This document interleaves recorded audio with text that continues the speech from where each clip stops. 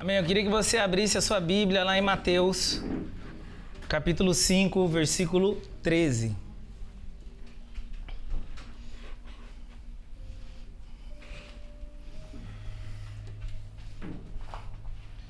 Mateus, capítulo 5, o versículo 13.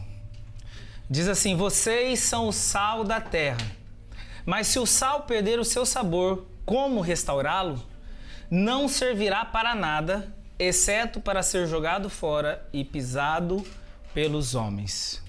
Baixe sua cabeça, vamos orar mais uma vez. Senhor, nós queremos mais uma vez pedir que o Senhor fale conosco, que o Senhor fale ao nosso coração anseia por uma palavra sua. Deus, nós ansiamos que o Senhor fale conosco, que o nosso coração se alegre nessa noite por ter ouvido a sua voz, que o nosso coração possa queimar, que a sua palavra venha sobre nós e traga cura, traga restauração, nos abra os olhos, Pai, em nome do Senhor Jesus, que ela encontre corações disponíveis e sedentos pelo Senhor, em nome do Senhor Jesus. Amém. Gente, esse versículo é parte do que nós conhecemos como o Sermão da Montanha, e ele ocorre logo após Jesus citar as bem-aventuranças.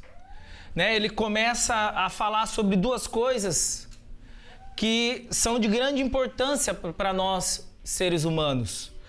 Todo mundo em algum momento na vida vai se deparar com essas duas questões: quem eu sou e para que eu nasci. Quem eu sou e para quem eu nasci. Vocês já se fizeram essa pergunta? Deus, quem que eu sou? O que o Senhor quer de mim? Afinal de contas, para que eu nasci?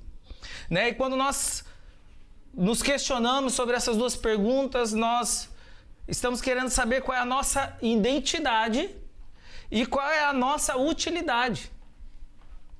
Saber essas duas coisas nos posiciona nesse mundo. E sabe, existem muitas pessoas que estão literalmente perdidas porque elas simplesmente não sabem quem são. E para que elas receberam o privilégio do dom da vida. E eu quero começar chamando a sua atenção para como Jesus nos ensina sobre isso.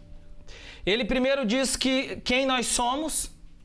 Primeiro ele diz quem nós somos e só depois ele vai falar a respeito da nossa utilidade. Nesse versículo ele diz o seguinte: vós sois o sal da terra. Isso fala da sua identidade. E então ele continua: mas se o sal perder o seu sabor, ou seja, a sua utilidade, não servirá para nada e será pisado pelos homens. E isso me parece que seria o mais óbvio mesmo. Mas nós, principalmente nós brasileiros, nós temos uma mania muito curiosa de mudar a utilidade das coisas. Né? Então aqui Jesus está dizendo, primeiro, quem nós somos e então para que nós servimos. E nós temos esse costume como brasileiros de mesmo algo tendo uma identidade própria, servindo para uma coisa específica, nós brasileiros nós temos a mania de mudar a utilidade dessas coisas. Né? A famosa gambiarra, vocês já ouviram falar sobre isso? Quer ver só? Quem aqui já colocou palha de aço na antena da TV? Ó, pode erguer a mão. Que além de entregar que você é mais antigo, você está entregando que não tem muito dinheiro. Quem já colocou palha de aço? Fala eu. Aí, ó, muita gente. Quem já colocou prego no chinelo? Eu também. Foi minha mãe, na verdade, não fui eu. Quem aí já parafusou usando uma faca de cozinha? Eu. Aí, ó, tá vendo? Quem já apontou um lápis com uma faca, com um estilete ou um canivete? Eu também. Quem aí coloca arroz no saleiro? Nunca vocês colocaram arroz no saleiro? Eu já coloquei. Você coloca arroz junto com sal, porque daí ajuda a tira a umidade e ajuda a sair soltinho. Então todas essas coisas, elas podem ser usadas para uma finalidade e talvez elas até funcionem, ainda que não muito bem, mas quando nós fazemos isso, nós estamos contrariando a identidade delas. Nós estamos contrariando aquilo para qual elas nasceram. Afinal de contas, elas não foram criadas para isso. Então, da mesma forma, somos nós. Né? Precisamos ter muito bem fundamentado em nosso coração quem nós somos, para a partir daí nós descobrirmos para que nós servimos. Sabe, pode ser que você descubra que algumas coisas da sua vida parecem não funcionar muito bem, porque na verdade você está se ocupando em fazer algo que contraria a sua natureza, contraria aquilo que você é em Jesus, aquilo que Deus te criou para ser. E nesse texto, Jesus, ele nos revela quem nós somos. Então, se por um acaso você tem feito essa pergunta, Jesus já respondeu uma delas. Hoje eu vou focar aqui na questão apenas do sal, mas ele diz, né, que nós somos o sal, e ele mesmo continua dizendo, dando a entender então que nós servimos para dar sabor. E no versículo seguinte ele diz que nós somos a luz do mundo. Então, portanto, nós também servimos para iluminar. Mas hoje eu quero me ater apenas à questão do sal. Que é essa primeira comparação de Jesus. Vós sois o sal da terra. E para que a gente entenda melhor essa comparação, nós precisamos entender o contexto lá da época em que Jesus falou isso. Né? Hoje em dia o sal ele é algo muito comum, o sal é algo muito barato, mas antigamente não era assim. Se nós fizermos uma campanha de arrecadação de alimentos na cidade, qual é a coisa que vai ter mais quantidade nessa cesta? E eu te diria que com certeza é o sal, porque o sal ele é barato. Né? E muitas pessoas, né, por ser barato, até aquelas pessoas que têm menos condições, elas terão o privilégio, elas poderão participar desse momento, porque ele é algo mais barato. Até pessoas com poucos recursos poderão contribuir e participar desse momento. Contudo, lá no Império Romano, o sal era algo muito valioso. Naquele tempo não existia ainda a energia elétrica, tampouco existia o refrigerador. E o sal, além de dar sabor, ele também era responsável por conservar os alimentos. Nós vamos falar logo mais sobre isso e diversas outras utilidades do sal, mas quem tinha um punhado de sal naquele tempo era uma pessoa abastada, era uma pessoa com recursos. Se nós tivéssemos a capacidade de voltar no tempo, de voltar lá no passado, igual De Volta para o Futuro, mais ou menos, com certeza, se eu tivesse esse poder, eu ia pegar um carrinho, encher de sal, e eu ia voltar lá no Império Romano e eu ia ser burguês lá, porque valia muita coisa.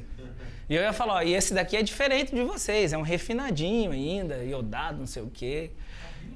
Ia ser bom demais. Se você fizesse isso, você seria um dos homens e mulheres mais ricos daquele lugar, porque era realmente muito valioso. O sal ele era tão valioso que naquela época as pessoas recebiam parte do seu salário em sal. E daí vem a expressão salário. Curioso, né? Talvez você não soubesse disso. Então, quando Jesus revela a nossa identidade nesse texto, o que ele está dizendo é que nós somos muito o quê? Muito valiosos. Talvez seja difícil você entender isso, eu repito mais uma vez, porque hoje o sal é muito barato, mas naquela época não era. Quando Jesus fala que você é o sal da terra, na verdade o que ele está dizendo é que você tem muito valor, que você é precioso. E eu quero que você vire para a pessoa que está ao seu lado e diga para ela assim, ó, você é o sal da terra. E agora, se você estiver perto, esposas, se vocês estiverem perto do seu marido, vira para ele e fala assim, ó, você é o sal da terra. mas não precisa ser sal grosso.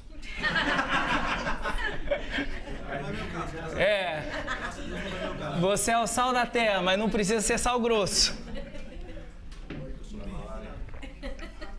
Amém? Querido, você é valioso. Ó, o Gui tá falando que é um sal refinadinho agora, hein? Deus me moeu bastante já. Você é valioso. Deus, ele te fez especial, dotado de características únicas. E essas características vão impactar o mundo. Sabe, o mundo é melhor, querido, porque você existe. O que você traz consigo deixa um mundo muito melhor. Quando você entende quem você é e, consequentemente, qual é a sua utilidade.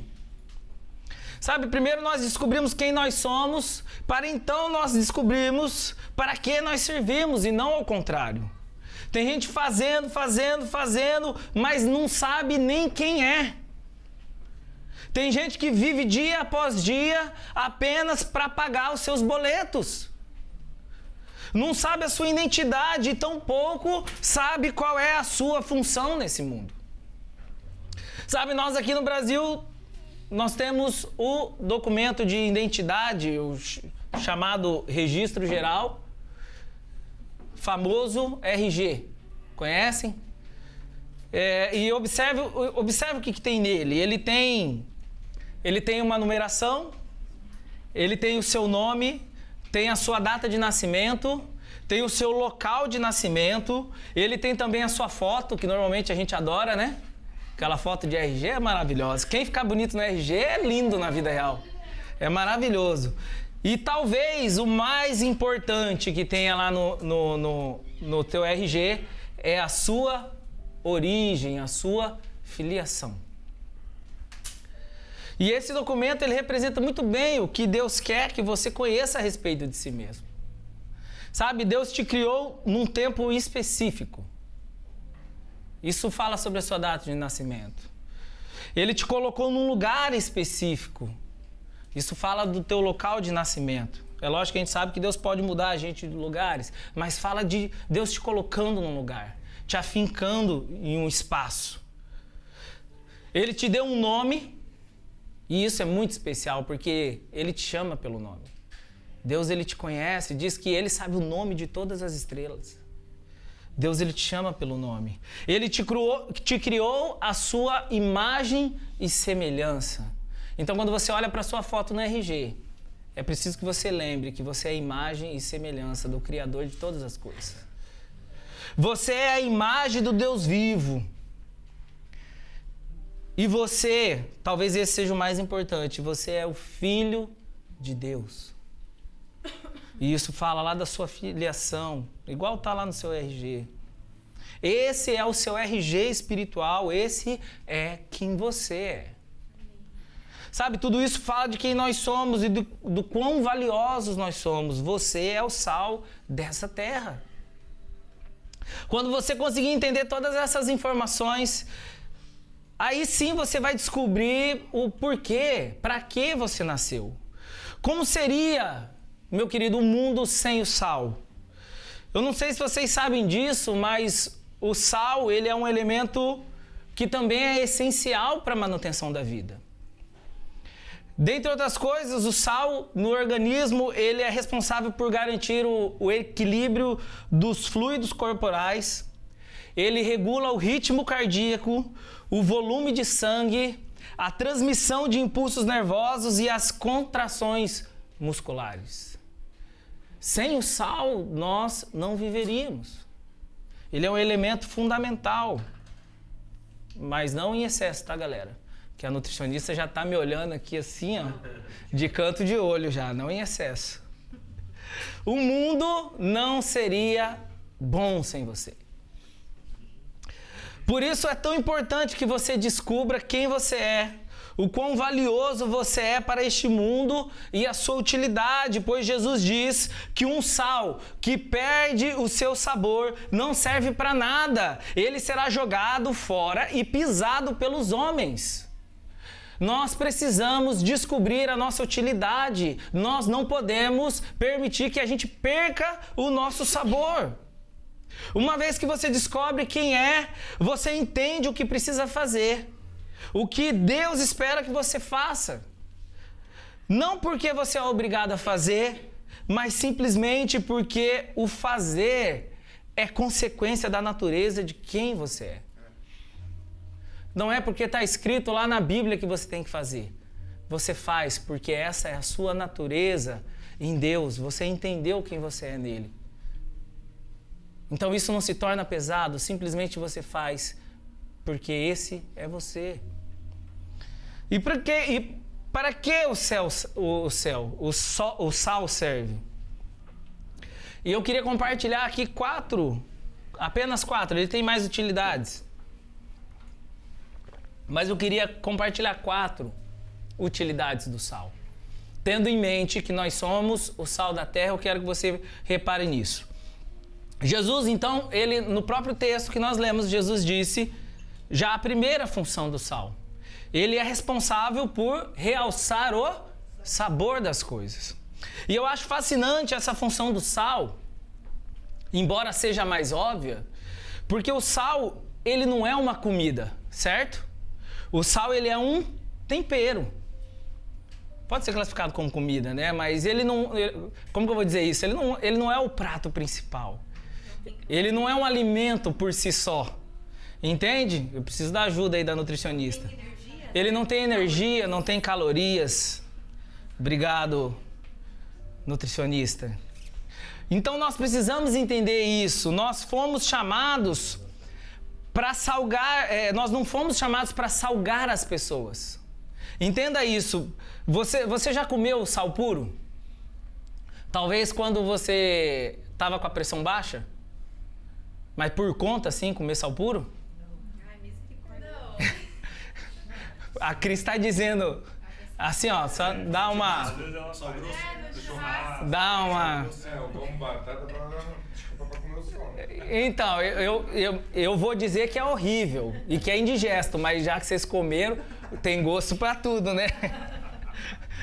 Mas quando você usa o sal na medida correta, né, sobre algum prato, ocorre o casamento perfeito entre o alimento que está sendo preparado e esse tempero que é maravilhoso.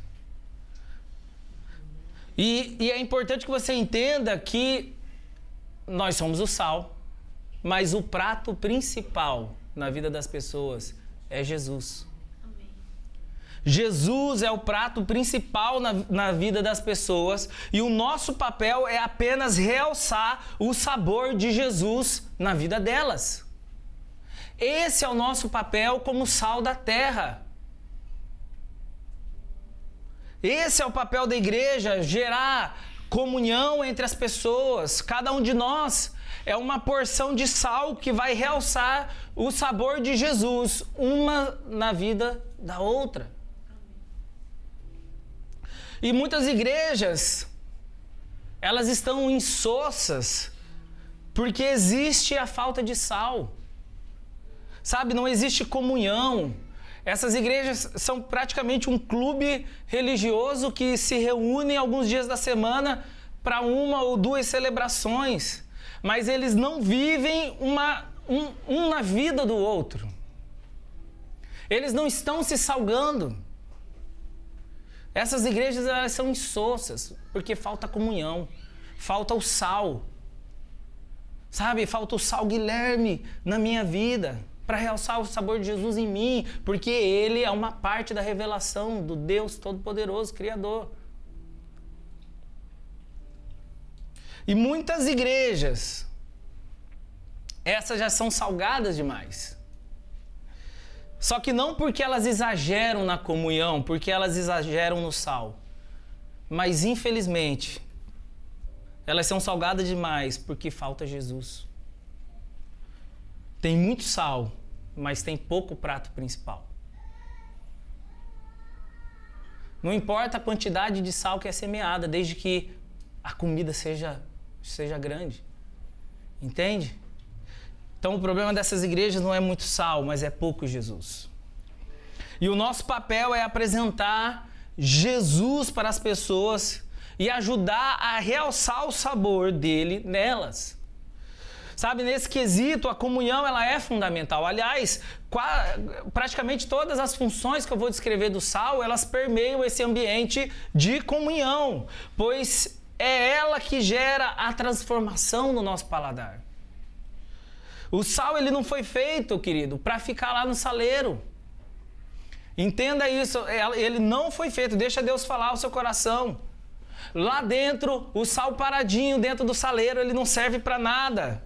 Mas quando você vai lá no lugar, vamos ver agora se o Richard faz isso, hein? Quando você vai lá num lugar, pede uma porção de batatinha, então você recebe a porção de batata, você grita, garçom, por favor, me vê um salzinho ali, que eu preciso colocar nessa batata.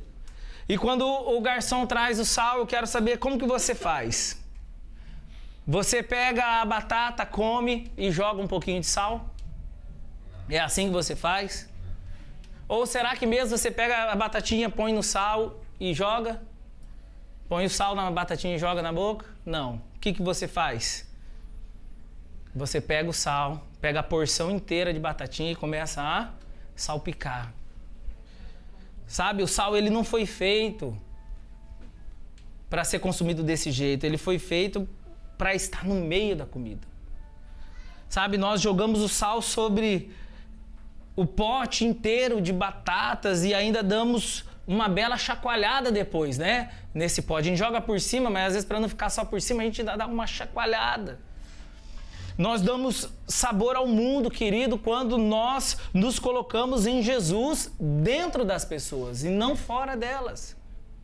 Sabe, para que a gente de fato seja sal e dê sabor a este mundo, nós precisamos estar no meio das pessoas, nós precisamos ter comunhão com elas. Só assim, de fato, nós vamos salgar, nós vamos realçar o sabor de Jesus que está nelas.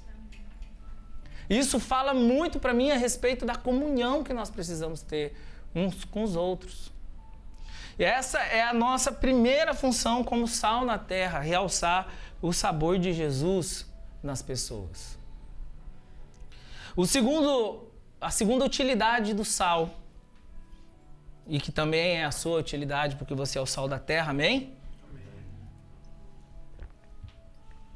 Talvez a gente não tenha ninguém aqui dessa época, mas em alguns lugares onde não havia energia elétrica, ou algumas famílias que não tinham condições de comprar um refrigerador, a única forma de conservar a carne e outros alimentos em condições de uso, em condições de consumo, era você salgar essa carne.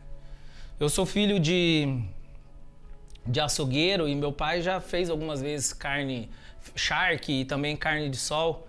Lá em casa, volta e meia ele fazia isso. E essa é uma das formas, a única forma, na verdade, e essa era uma das utilidades, das maiores utilidades lá na época do Império Romano, que era utilizado para conservar os alimentos. Sabe, em termos mais científicos, que eu vou lá e dou uma pesquisada, existem duas maneiras principais pelas quais o sal pode ajudar na preservação desses alimentos. Então ele faz isso primeiramente ao retirar a umidade do alimento e posteriormente ao inibir o crescimento de bactérias e de outros micro-organismos. Então, na prática, o sal ele é responsável por retirar a concentração de água dos alimentos, deixa ele praticamente totalmente desidratados e, consequentemente, isso é mais do que suficiente para retirar a água do interior dos alimentos e substituir por sal. Né? Ele retira a água e substitui por sal, propriamente dito, e esse é o processo conhecido na ciência como osmose. Então a conservação através desse método, ela costuma ser tão eficaz porque a ausência de água ou de qualquer umidade do alimento faz com que esses micro-organismos patógenos de origem alimentar, por exemplo, como a salmonela e outros tipos de bactérias, elas não conseguem sobreviver nesse ambiente. Aonde o sal entra, esses micro-organismos que destroem, que apodrecem, não conseguem crescer. E toda vez que eu vou falar algo relacionado à alimentação, parece que a Camille senta bem na fileira da frente. Eu fico com medo de falar besteira aqui. Aonde tem sal, os micro-organismos, eles não vivem. Quanto mais sal, menos substâncias que fazem aquele alimento estragar, que fazem aquele alimento se perder. O sal, ele é responsável por conservar as coisas. E novamente, voltando lá à comunhão,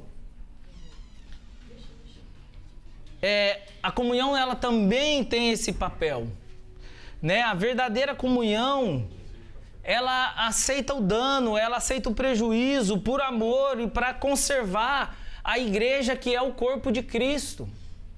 Olha que interessante essa afirmação de Jesus lá em Mateus 6, versículos 6 e 7. Se você puder, abra comigo. Mateus 6, versículos 6 e 7.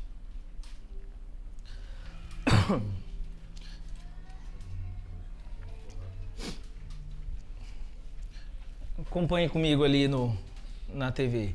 Mas se alguém fizer tropeçar um destes pequeninos que creem em mim, melhor lhe seria amarrar uma pedra de moinho no pescoço e se afogar nas profundezas do mar. Ai do mundo por causa das coisas que fazem tropeçar. É inevitável que tais coisas aconteçam, mas ai daquele que por meio de quem elas acontecem. Mateus 6, versículos 6 e 7. Tá errada a referência? Então depois eu pesquiso aí. Será que talvez pode ser... Vê se é o 7 ou o 8. Não é o 8 também? Amém. Depois a gente pesquisa aí. A produção ajuda aí depois. Então o nosso papel como servos de Cristo é conservar os nossos irmãos. E não ao contrário. É através da comunhão sincera que nós salgamos mutuamente e dessa forma é retirada do nosso meio todo micro-organismo que possa nos estragar.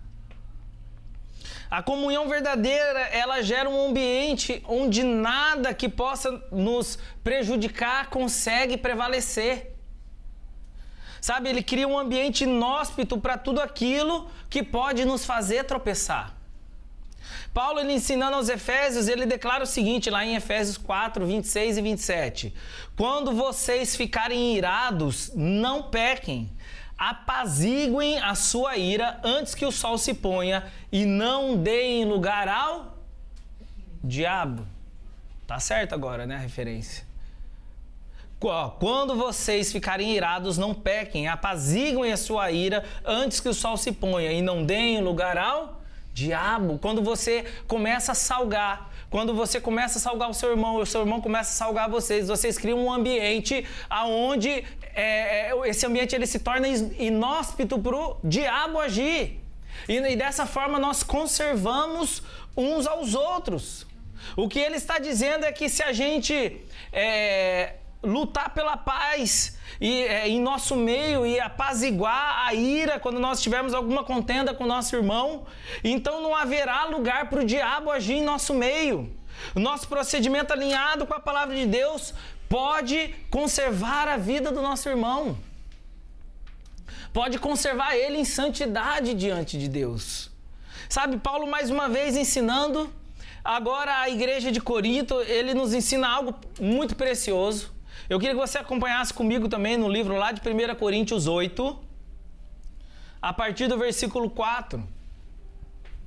1 Coríntios 8, a partir do versículo 4. E aqui Paulo está ensinando a igreja a respeito de comer alimentos sacrificados a ídolos. E veja a preocupação que ele tem com relação ao aspecto de preservar aos irmãos, conservar o seu irmão. Ele diz assim, portanto, em relação ao alimento sacrificado aos ídolos, sabemos que o ídolo não significa nada no nosso mundo e que só existe um Deus. Pois mesmo que haja os chamados deuses, quer no céu, quer na terra, como de fato há muitos deuses e muitos senhores, para nós, porém, há um único Deus, o Pai, de quem vêm todas as coisas e para quem vivemos, e um só Senhor, Jesus Cristo, por meio de quem vieram todas as coisas e por meio de quem vivemos. Repara que ele vai dizer agora: contudo, nem todos têm esse conhecimento. Alguns, ainda habituados com os ídolos, comem esse alimento como se fosse um sacrifício idólatra, e como a consciência deles é fraca, esta fica contaminada. A comida, porém, não nos torna aceitáveis diante de Deus. Não seremos piores se não comermos, nem melhores se comermos. Agora preste atenção no que ele vai dizer aqui. Contudo, tenham cuidado para que o exercício da liberdade de vocês não se torne uma pedra de tropeço para os fracos. Pois, se alguém que tem a consciência fraca vir que você tem este conhecimento comer num templo de ídolos, não será induzido a comer do que foi sacrificado a ídolos? Assim, esse irmão fraco, por quem Cristo morreu, é destruído por causa do conhecimento que você tem. Quando você peca contra seus irmãos dessa maneira, ferindo a consciência fraca deles, peca contra Cristo. Portanto, se aquilo que eu como leva o meu irmão a pecar, nunca mais comerei carne, porque para não fazer o meu irmão tropeçar.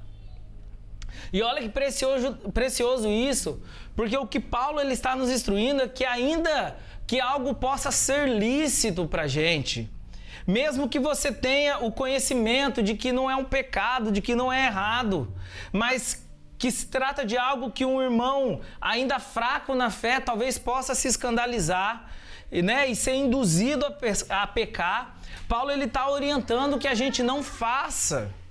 E sabe por que ele está orientando isso, meus queridos? No versículo 1 desse texto, ele nos dá a chave. Ele diz assim, ó: o conhecimento traz orgulho, mas o amor edifica.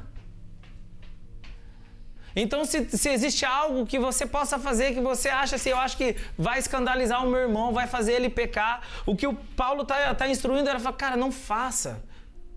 Por mais que você tenha conhecimento, que você saiba que isso não é errado, mas não faça, não deixe ele te ver fazendo algo que você sabe que pode prejudicá-lo, que você sabe que possa levar ele a pecar. E ele fala para a gente fazer isso porque nós somos o sal da terra. E quem é sal, conserva. Quem é sal se preocupa em conservar o seu irmão. Nós, como sal da terra, nós também temos esse compromisso com a preservação dos nossos irmãos. Né? Vamos criar um ambiente em nosso meio onde as pessoas são preservadas, em nome do Senhor Jesus. A terceira utilidade do sal é que ele purifica e ele cura. O sal é um dos elementos mais antigos do nosso planeta e esse efeito que ele tem purificador já é conhecido há milênios. O sal, na verdade, ele é um cristal que ele tem o poder de neutralizar as ondas eletromagnéticas. E além dos romanos que eu já citei para vocês, ele também foi muito usado pelos gregos, pelos asiáticos e pelos árabes. E quando os romanos eles descobriram que além de outras utilidades, o sal ele também curava as feridas, eles acharam que os cristais de sal eram uma dádiva de Salos. E Salos era o nome da deusa da saúde. E é por isso que muitas pessoas usam, por exemplo, sais minerais no banho, ou a famosa salmoura para os pés. Vocês já tiveram a oportunidade de fazer uma salmourinha e colocar os pés de vocês lá? Eu já fiz algumas vezes. Eu tenho mania de dar umas cutucadas no canto da unha, que às vezes dá um ruim. Então, algumas vezes eu já tive que fazer uma salmourinha aí para quê? Para que tirasse toda infecção de dentro do dedo. Sabe, o sal ele pode purificar uma ferida e também devido ao seu grande poder antisséptico, ou seja, ele impede a contaminação e combate a infecção. E ele também é adstringente, ou seja, ele faz com que essa ferida, pouco a pouco, ela vá se fechando. Pouco a pouco essa ferida ela vai diminuindo. Sabe, nós fomos chamados para purificar ambientes e nós fomos chamados para curar feridas. Dentre as funções que nós temos como sal na terra, que nós podemos exercer é essa capacidade de contribuir para curar as feridas uns dos outros. Você, como sal, você tem esse poder. Se você até hoje não sabia muito para que você servia, meu querido, saiba que para curar as pessoas, você também existe. Tem muita gente que está mais machucando pessoas do que curando. Sabe, não foi para isso que nós fomos chamados. Quando alguém se encontra com você, ou quando essa pessoa tem um relacionamento contigo, ela sai da sua presença mais machucada ou ela sai da sua presença mais curada? Eu queria que você se fizesse essa pergunta nessa noite. Como as pessoas saem da sua presença mais machucadas ou elas têm saído mais curadas? Nós precisamos fazer essa reflexão. Lá em Atos 3, do versículo 1 a 8, nós vemos esse papel curador que nós temos na terra. Eu quero que vocês leiam comigo, vocês podem acompanhar aqui também na TV. Certo dia, Pedro e João estavam subindo ao templo na hora da oração, às 3 da tarde. Estava sendo levado para a porta do templo chamada Formosa, um aleijado de nascença, que ali era colocado todos os dias para pedir esmolas aos que entravam no templo. Vendo que Pedro e João iam entrar no pátio do templo, pediu-lhe esmola. Pedro e João olharam bem para ele, e então Pedro disse: "Olhe para nós." O homem olhou para eles com atenção, esperando receber deles alguma coisa. Disse Pedro: "Não tenho prata nem ouro, mas o que tenho, isto te dou. Em nome de Jesus Cristo Nazareno, ande." Segurando pela mão direita, ajudou a levantar-se e imediatamente os pés e os tornozelos do homem ficaram firmes. E de um salto, pôs-se em pé e começou a andar. Depois entrou com eles no pátio do templo, andando, saltando e louvando a Deus. Olha que coisa maravilhosa, repare comigo esse texto. Pedro e João, eles estavam vivendo as suas vidas como de costume, com a habitualidade que eles tinham de fazer as coisas. Eles estavam indo para o templo orar. Eles passaram por um homem. Enquanto eles estavam caminhando em direção ao templo, esse homem estava lá na porta. Esse homem ficava lá desde que nasceu. Há muito tempo, todos os dias, alguém ia lá e colocava aquele homem que não podia andar naquela porta para pedir esmolas. O texto diz que Pedro e João olharam com atenção para aquele homem. Eles olharam bem para ele. E sabe, meus irmãos, às vezes o que nos falta é apenas um pouquinho mais de atenção. Sabe, quem sabe o que nos falta para que a gente, de fato, comece a fazer parte da vida das pessoas, a ser objeto de cura na vida das pessoas que estão à nossa volta, é só um pouquinho mais de atenção. Olhar de verdade para as pessoas, sobretudo num tempo como esse, de tantas distrações. Nós temos a capacidade, precisamos desenvolver a capacidade de olhar para o lado, ver o sofrimento do nosso irmão, ver a ferida do nosso irmão. Porque o poder para curar, Deus já colocou na nossa vida. Eles olharam para aquele homem com atenção e eles perceberam que podia fazer algo muito maior do que simplesmente dar esmolas. E eles declararam: "Eu não tenho dinheiro, mas eu posso fazer algo muito melhor por você. Levanta e anda." Sabe, eles não tinham dinheiro, mas eles tinham uma cura através do Deus que eles serviam. Através do poder do Deus que eles serviam, eles tinham a cura.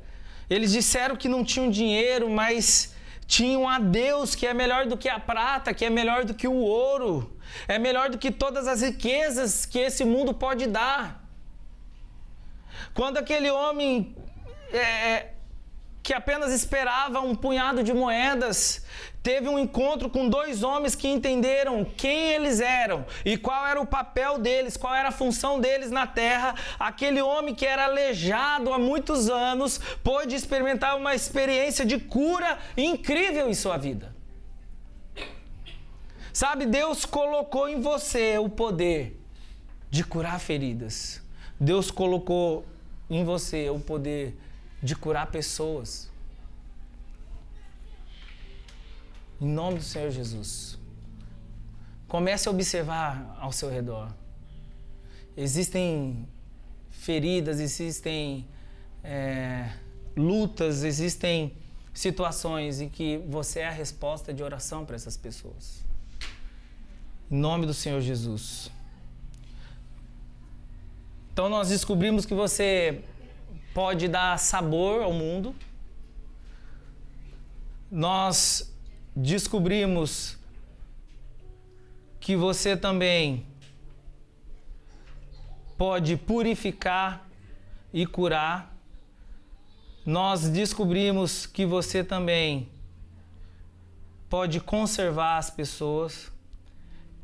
E agora, para encerrar a minha mensagem de hoje, eu gostaria de falar sobre esse quarto papel, essa quarta função, contando para vocês uma história.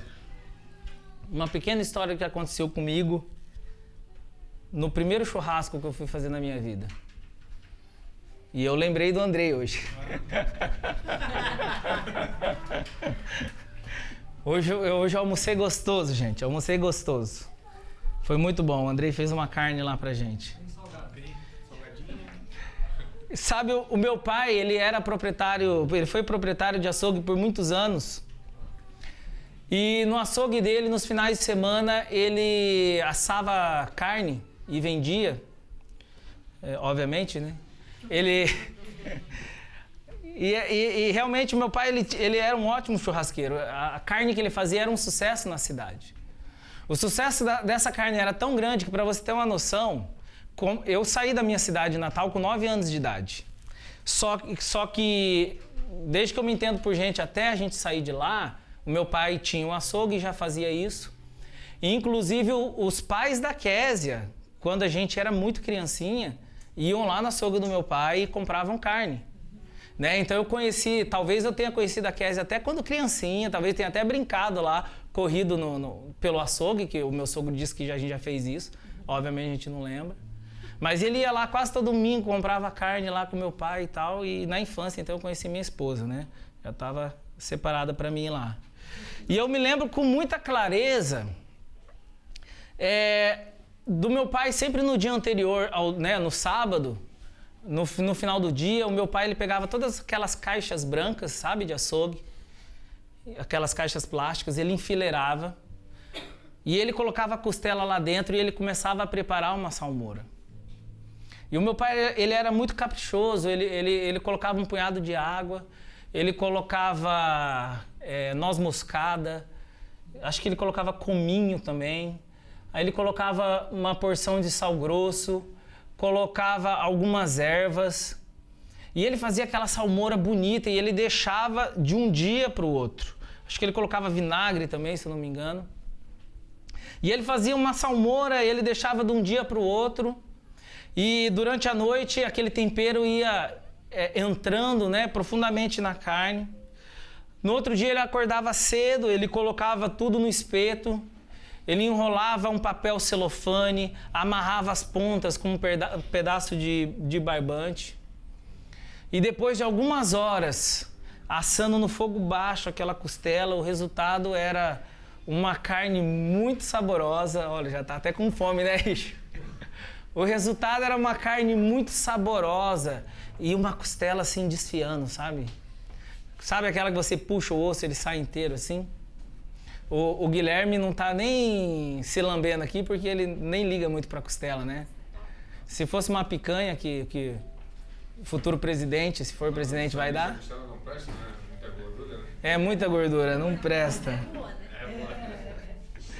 Sabe, eu lembro que era maravilhoso, por isso que fazia tanto sucesso na cidade e tanta gente comprava. Só que anos mais tarde, eu já, ali com meus, acho que 19, 20 anos, eu e um grupo de amigos lá da igreja, nós decidimos fazer um churrasco. Eu morava com um primo da Késia numa casa, e a gente falou, pô, vamos lá em casa fazer um churrasco com a galera e tal. Então a gente juntou o dinheiro de todo mundo, eu fui lá no mercado, comprei uma carne, comprei o carvão, comprei o sal grosso, comprei um punhado de refrigerante também. E eu falei, ó, deixa comigo, eu sou filho de churrasqueiro, eu sei todas as manhas, deixa que eu vou assar, vocês vão comer a melhor carne da vida de vocês. Foi o que eu achava. E eu tive a infeliz ideia de fazer o quê? Gente, era uma carne. É tipo como se fosse um filé duplo. Nem era uma costela, entendeu? Porque a costela é grossa. Meu pai fazia aquela peça inteira. Mas na minha cabeça, a referência que eu tinha era o quê?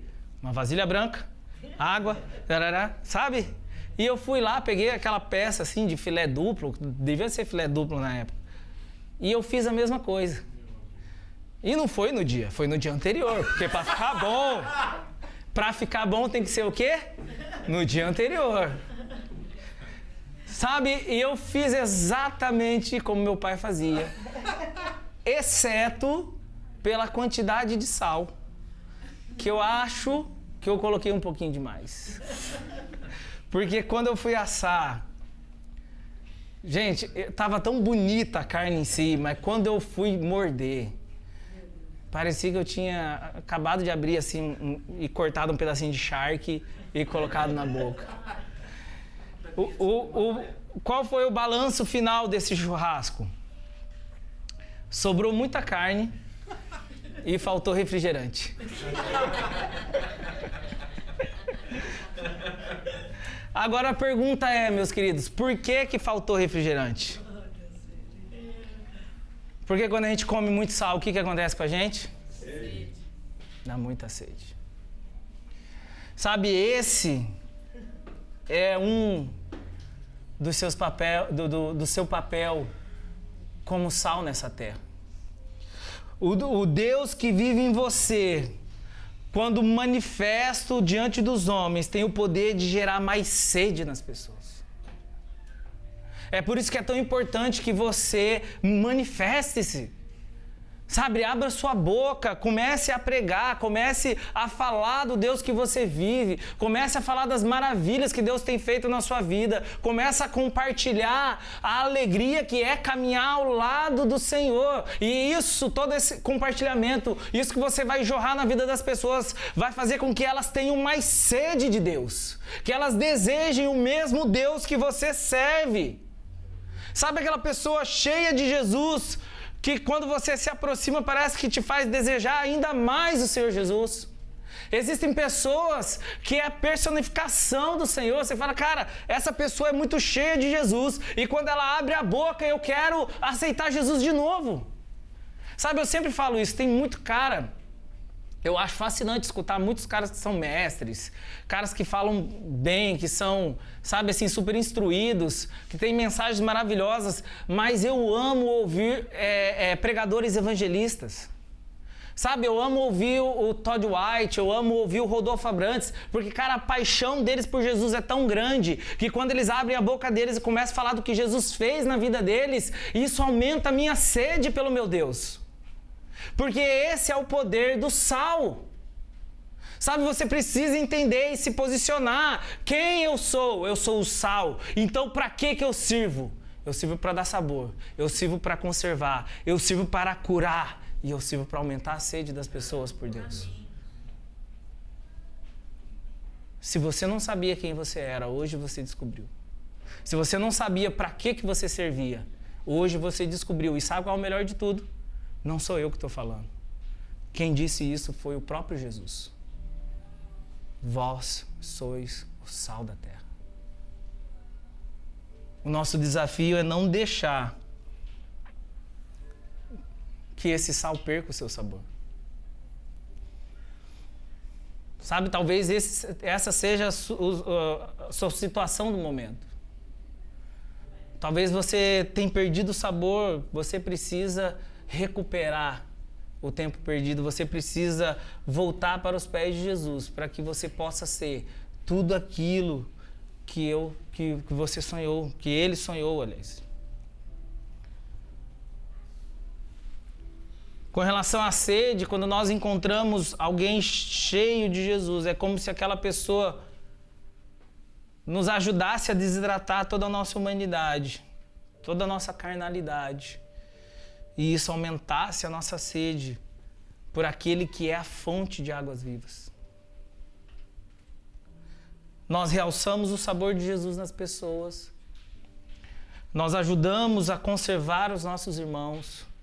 Nós podemos purificar e ajudar a curar as feridas das pessoas que nos cercam. E nós podemos aumentar a sede de quem nos cerca por Jesus.